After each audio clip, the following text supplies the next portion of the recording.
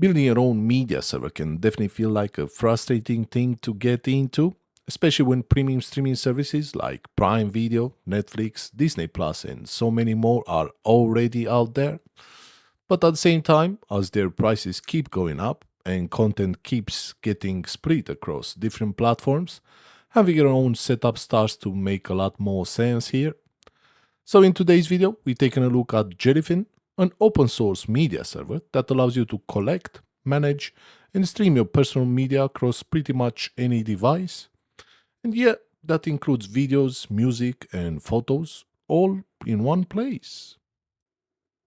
Hey, what's going on, everybody? In today's video, we're taking a look at JELLYFIN, and I'll be installing it on this Lenovo M9 ThinkCentre Tiny. Now, this is definitely an older system, but that's exactly what makes it interesting.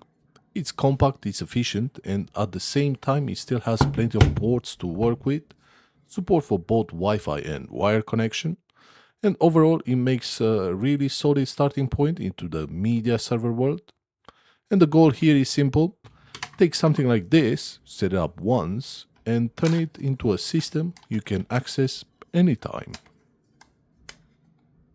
Now, there are a few different ways to install JELLYFIN, and the OS you choose is definitely important. You can install this on your PC using something like Zima OS, if you want a bit more server-focused experience, or you might prefer something like Umbrel OS for a cleaner interface. More advanced users might go with Linux for full control and flexibility here. But in today's video, we're keeping things simple and easy to follow. So I'll be installing JELLYFIN on Windows 11. Now for reference, this is Lenovo M9 ThinkCentre Tiny, paired with an Intel Core i5-7500U CPU, 16 gigs of RAM and integrated graphics. They support Wi-Fi, but for a more stable experience, a wired connection is always preferred, especially when you're streaming across multiple devices.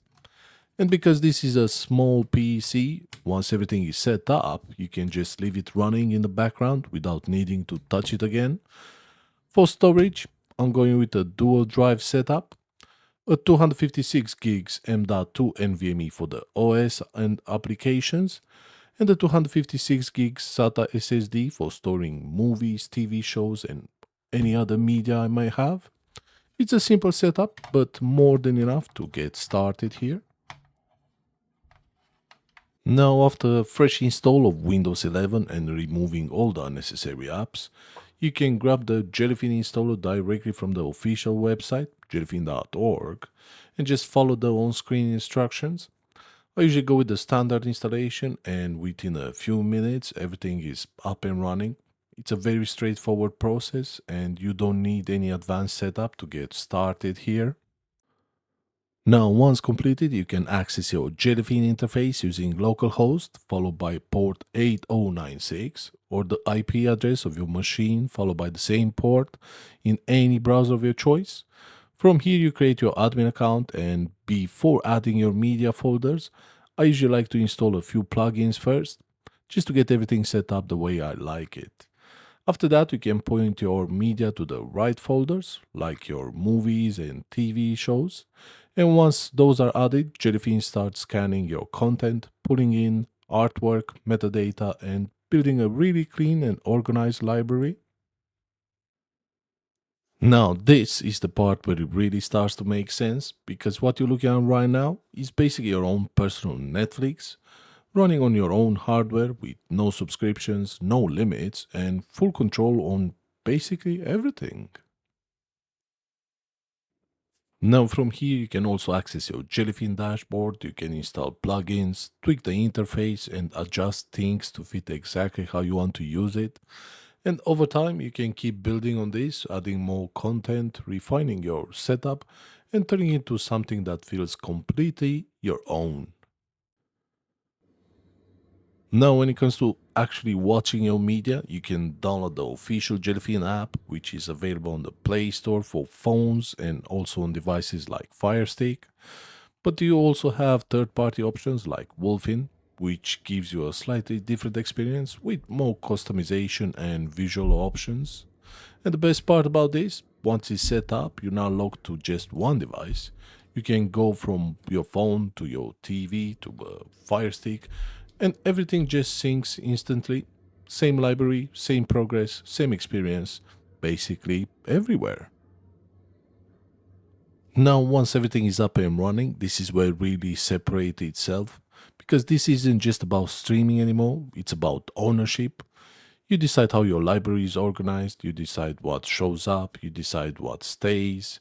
No ads, no random recommendation, no content disappearing overnight. Everything is exactly where you left it, clean, fast, and fully under your control.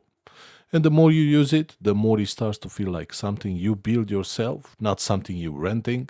And this is where it really hits, because instead of paying monthly for content you don't fully control, you now have your entire library in one place, running exactly how you want it on hardware that most people would probably just throw away. So overall, setting up Jellyfin on something like this Lenovo Tiny PC, it's a really solid way to get started with your own media server. It's simple, it's efficient, and once it's set up, it just works. And honestly, for something built on older hardware, this ends up being way more powerful than you expect. But that's going to wrap it up for this one. Do drop a like and consider subscribing. As always, thanks for watching, and I'll see you in the next one.